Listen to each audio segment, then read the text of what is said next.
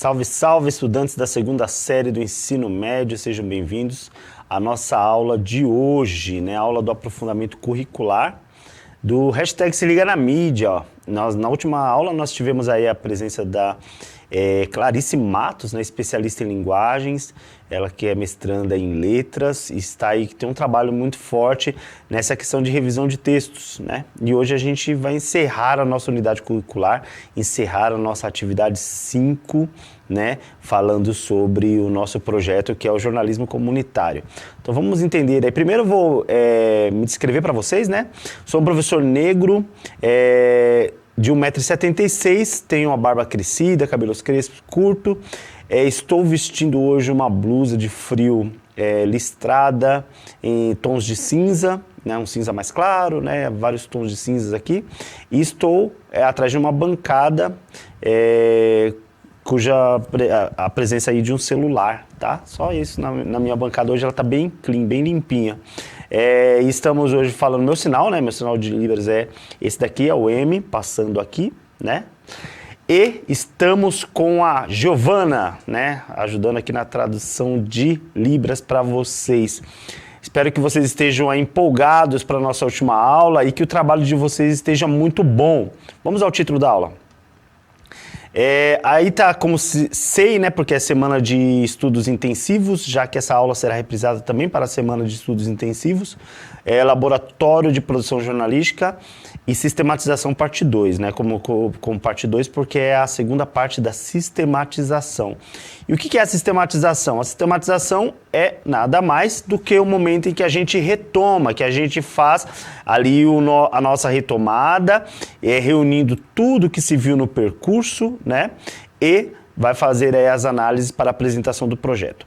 Esqueci de dizer que ao fundo, né, de onde eu estou, nós estamos com uma imagem bem legal aí, remete ao jornalismo, com vários jornais expostos aí de diversos lugares, né, mostrando aí a nossa temática, que é o jornalismo. Então, para quem como eu não descrevi no início, nós temos aí ao fundo essa imagem maravilhosa de vários jornais expostos. Muito bem. O objetivo da aula é analisar o percurso da atividade 5. A atividade 5, todos sabem, é a última atividade da unidade curricular, refletindo sobre os aprendizados durante a criação do jornal comunitário sobre avaliação e a autoavaliação.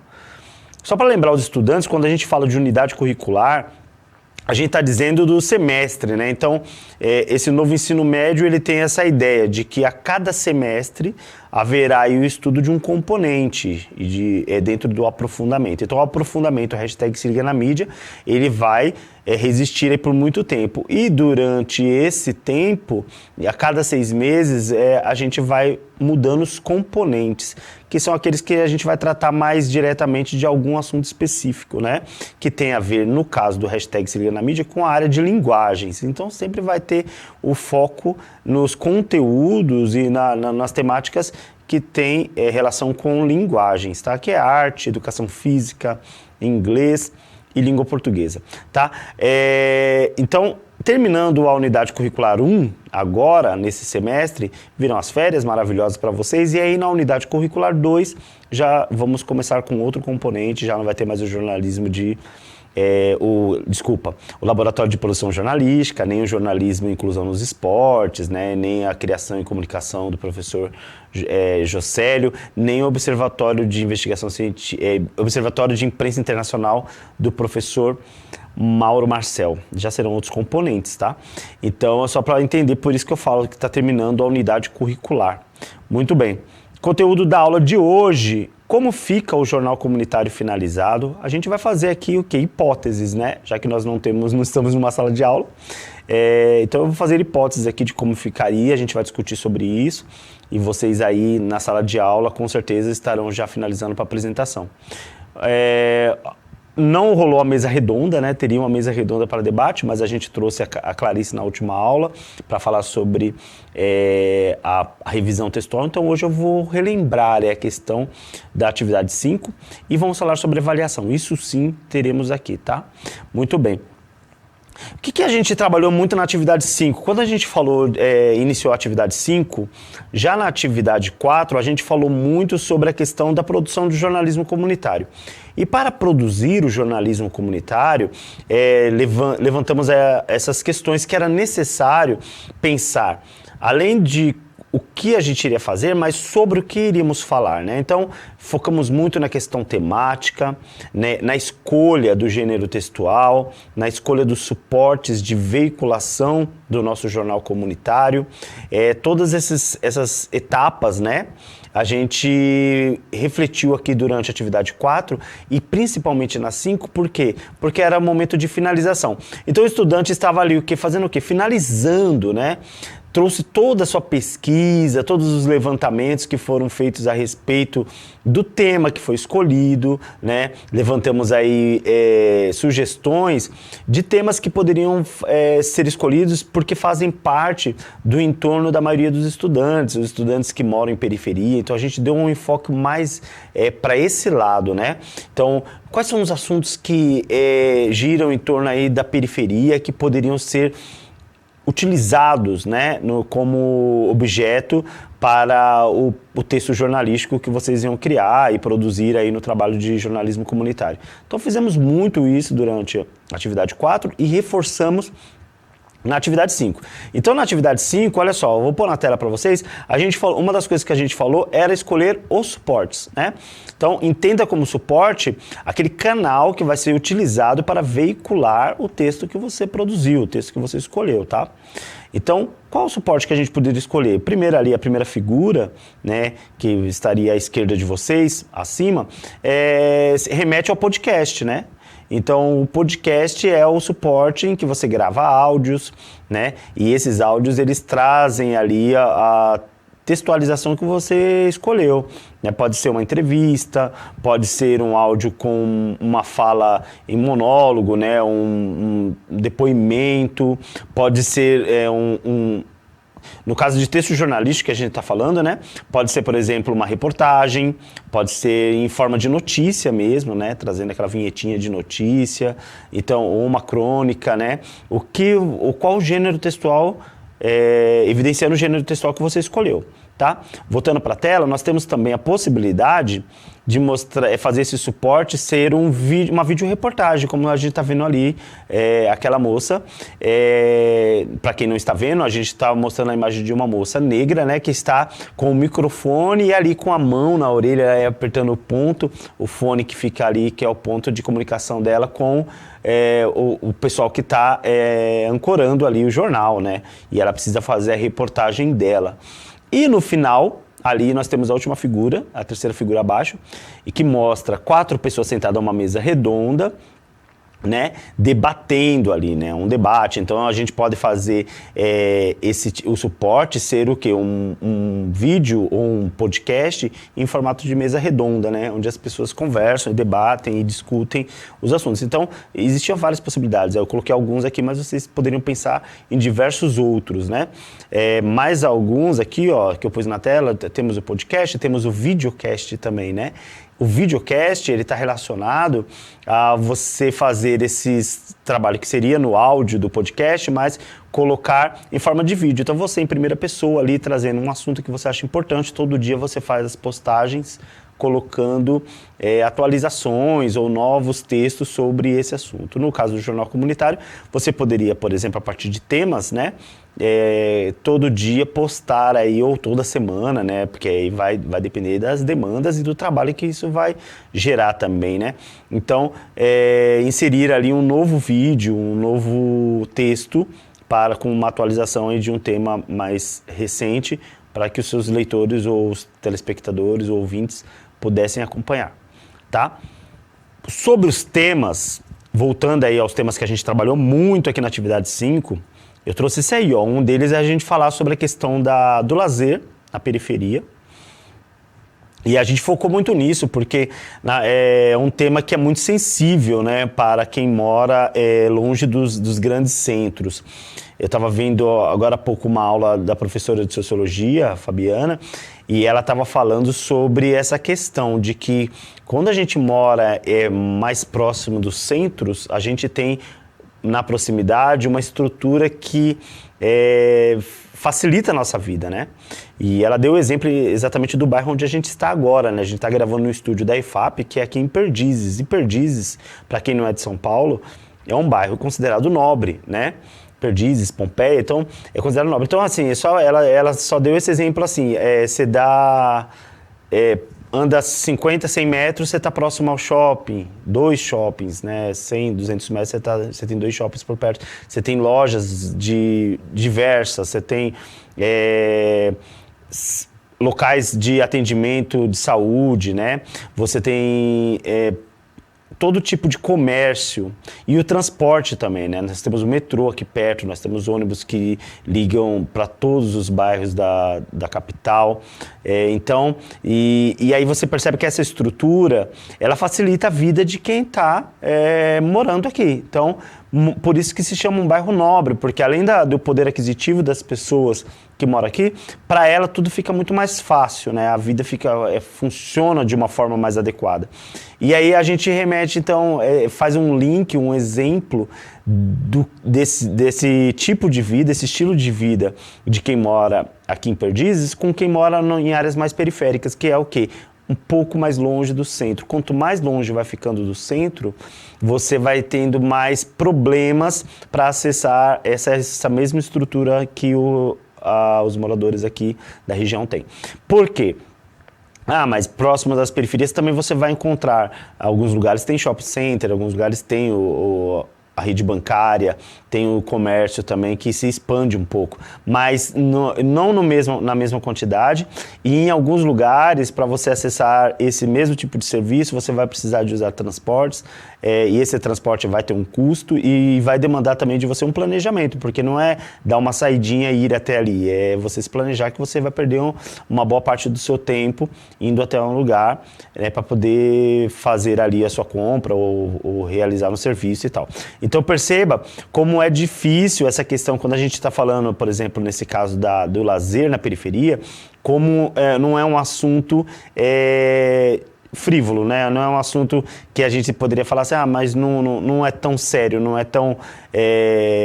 sei lá, não é algo que a gente deveria estar debatendo. É sim, porque o lazer, ele é parte importante da convivência, da vivência humana, né? E se a pessoa não tem isso na proximidade da sua casa, e precisa de toda uma locomoção, o que vai acontecer? A tendência é que com a rotina do dia a dia, aquilo vai ser deixado sempre de lado, até chegar ao ponto de que a pessoa já não faz mais aquilo, né? Já não dá mais a importância para aquilo, e aquilo deixa de fazer parte da rotina dos moradores daquela região, o que compromete diversas outras coisas cognitivas e tal, emocionais e tal. Então, perceba como que uma coisa está amarrada na outra. Quando a gente trouxe essa matéria aqui, pode pôr na tela de novo, por gentileza, eu trouxe a matéria do alambrado do campo de futebol do Morro do Adeus, que caiu e impediu as atividades. A gente está falando especificamente de um campo de futebol, onde crianças e adultos e adolescentes, com certeza, praticavam o esporte. Mas não é só isso, né? Tem a questão de que esse lazer, ele tem outras coisas atreladas. Pessoas que assistem, pessoas que frequentam, pessoas que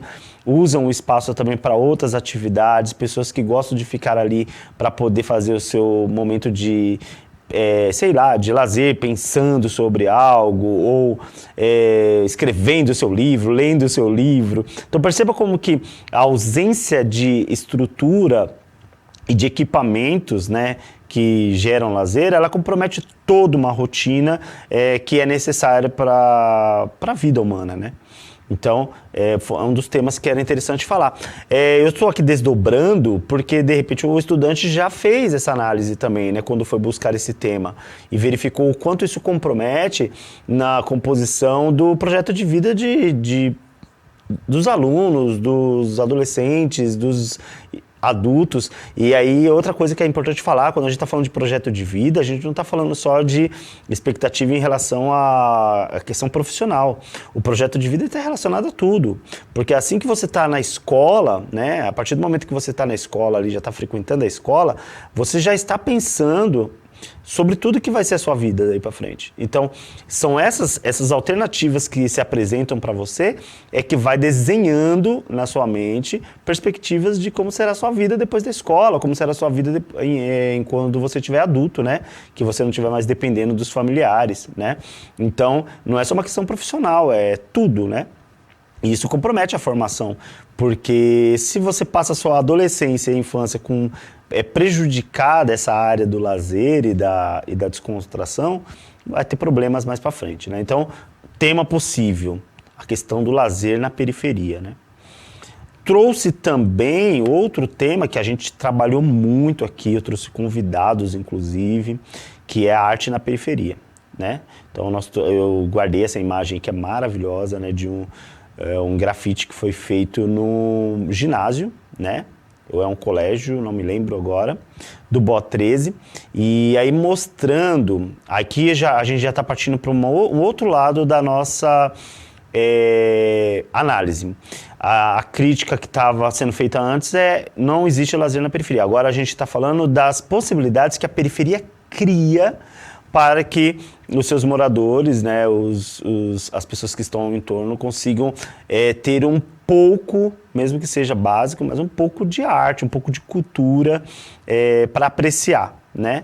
E aí entra também naquilo que eu estava falando antes, né, de como o entorno estruturado favorece isso e as periferias elas sofrem com esse tipo de problema. Então, o que acontece? Com a ausência de políticas públicas ou de estrutura de equipamentos, de lazer e de arte, de cultura, a periferia, as pessoas acabam que vão criando condições, né, e se estruturando de forma autônoma para poder gerar algum tipo de manifestação cultural, né? Isso parte, por exemplo, de organizações como ONGs, instituições não governamentais, né, que a gente fala, né, instituições sociais, mas também, às vezes, parte de iniciativas particulares, de pessoas mesmo. Uma pessoa que tem uma ideia e começa a fazer movimentações dentro da sua comunidade e aí vai postando isso, hoje com a ajuda das mídias sociais, começa a fazer postagens e divulgações e de repente a coisa começa a tomar corpo. A arte na periferia, né, como eu apresentei aí o grafite, mas eu trouxe aqui também um estudante que faz as trilhas para músicas, né? Tem gente que faz manifestações ali, eventos musicais, eventos artísticos como saraus e etc. A coisa ela tem uma amplitude que a gente não consegue mensurar, mas que está muito ligado a esse processo de você se impor diante da dificuldade, né? E, ao mesmo tempo que eu estou colocando isso, eu quero deixar bem claro que a minha narrativa não é nem para dizer que a gente tem que se acostumar com o que está errado e fazer com que a coisa funcione da nossa forma, da forma que a gente consegue se virar, né, entre aspas, a gente diria, e nem para dizer também desvalorizar esse tipo de condição, de manifestação, porque faz parte, né, dessas manifestações populares e culturais, né, haver algum tipo de insurgimento, alguém se insurgir, né, diante de algum problema que parece ficar sem solução, tá? Então, a gente também tem que valorizar esse tipo de movimento, tá? Outro tema possível que eu trouxe, aí que era possível vocês tratarem no material de vocês, é o tema da violência na periferia.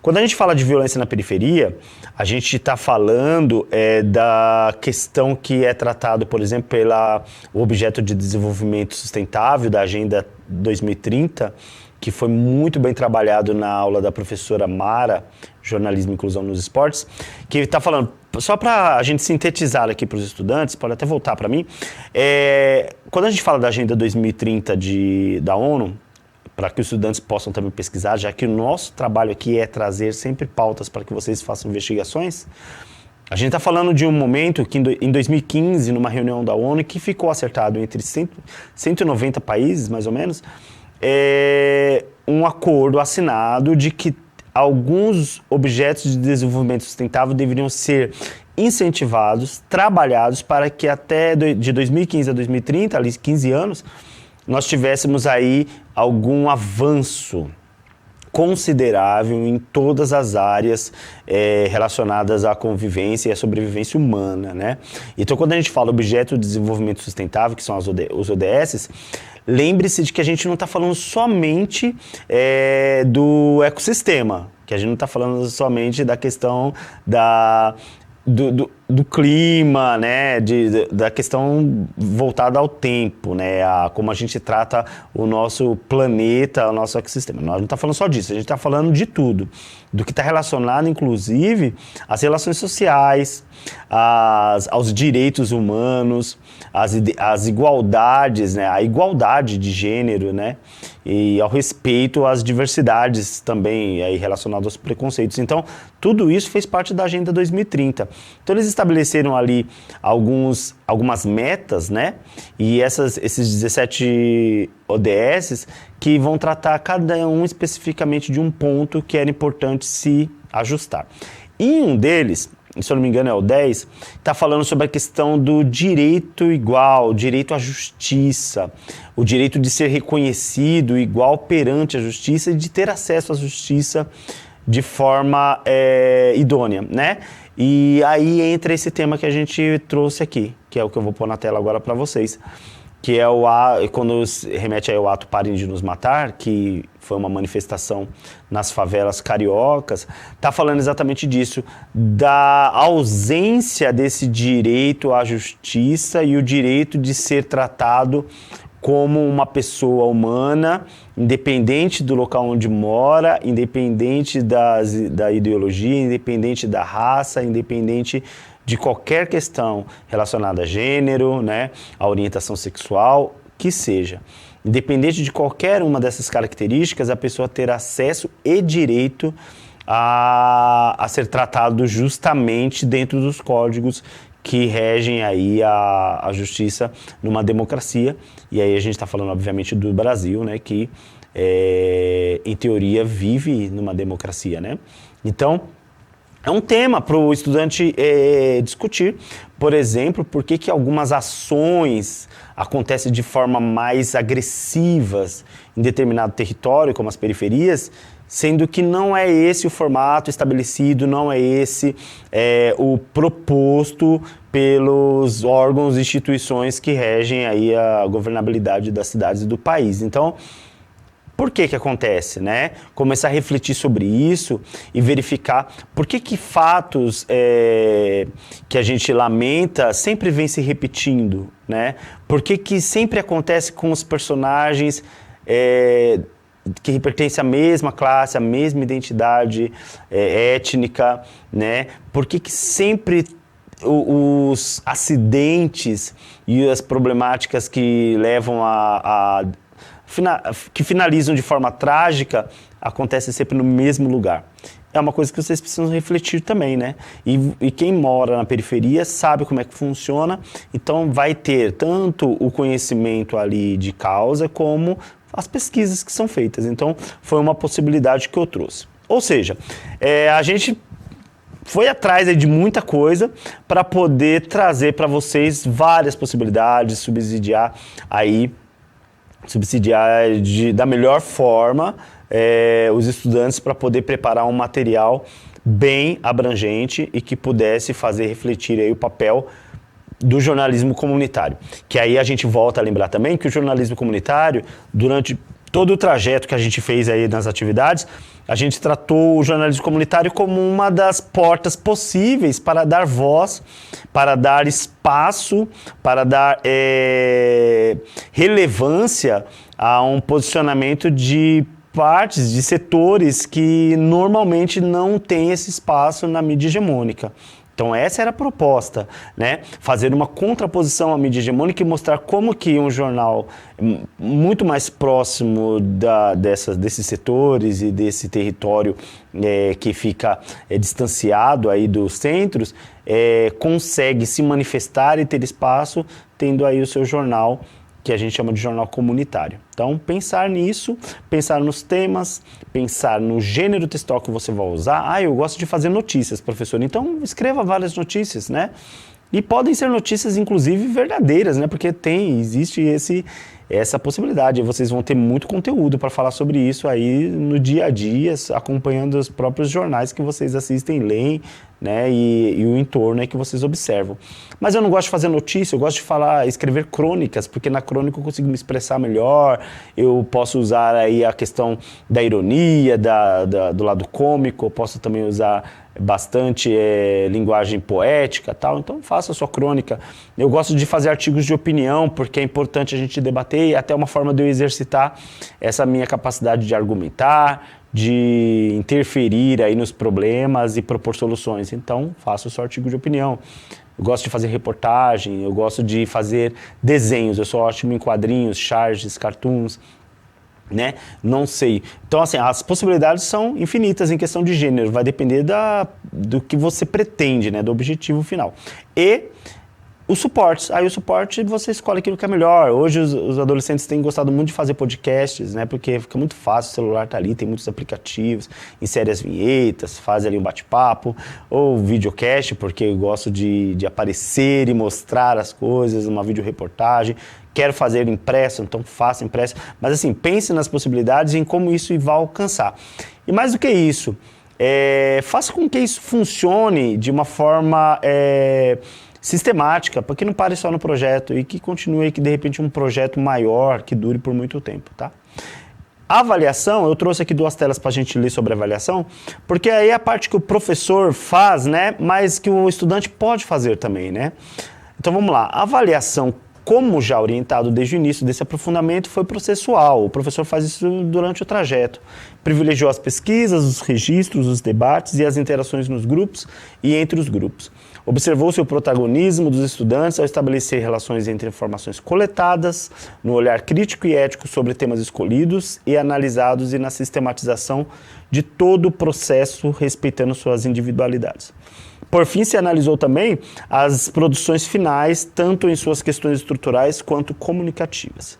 Além da avaliação do professor, o estudante precisa saber sobre sua evolução durante todo o processo, evidenciando como compreender e utilizar diferentes linguagens, observando os conflitos de interesse, as relações de poder, tudo que a gente já falou, né? Os processos identitários e os contextos de uso, considerando as dimensões técnicas, críticas, criativas, éticas e estéticas envolvidas e expandindo as formas de produzir sentido, ampliando suas possibilidades de explicação, interpretação, intervenção crítica da e na realidade, sobretudo no universo digital. É importante que se autoavaliem e, em relação aos papéis que desempenharam, reflitam sobre suas participações nos grupos, sobre autonomia, colaboração, gestão de tempo e etc. E é legal falar sobre essa questão da autoavaliação, pode voltar aqui, porque assim, além do que o professor está fazendo, né, que eu mostrei tudo ali que o professor observou, mas é importante que você faça a sua autoavaliação e que os estudantes entre si, entre os grupos, também façam a avaliação simultânea um dos outros, né, para que eles consigam perceber como que funciona esse papel de evolução de pesquisa, de projetos, porque tudo isso aí vai servir durante toda a vida de vocês aí na escola, né, e nas universidades, e também para o projeto de vida de vocês, porque o tempo todo a gente está buscando conhecimento, está buscando conhecer as coisas, aprender e desenvolver o nosso raciocínio e nosso poder crítico sobre o mundo, porque é isso que muda o mundo, né? Quando a gente observa o mundo e age sobre ele com poder crítico, né? De mudança, de orientação, de melhora. Tá bom? Gente, e para terminar, eu deixo sempre essa tela aí para vocês. Tá terminando a nossa unidade, mas lembra, ó, sempre tem o material para vocês fazerem anotações e observarem tudo que a gente deixa ali como link para saber mais. Observar também a integração que há entre os componentes, né? Que como eu falei aqui do Se Liga na Mídia. E não esquecer de fazer as tarefinhas que eu coloco lá para vocês, que é uma forma de exercitar também se vocês entenderam todo o conteúdo. No mais, eu agradeço demais a participação e a busca de vocês por esse componente. Espero que vocês tenham gostado desse primeiro semestre. E fica para vocês aí um grande abraço e um convite para o segundo semestre na Unidade Curricular 2. Continue com a gente, tá? Um grande abraço, beijão, até mais, gente. Tchau, tchau.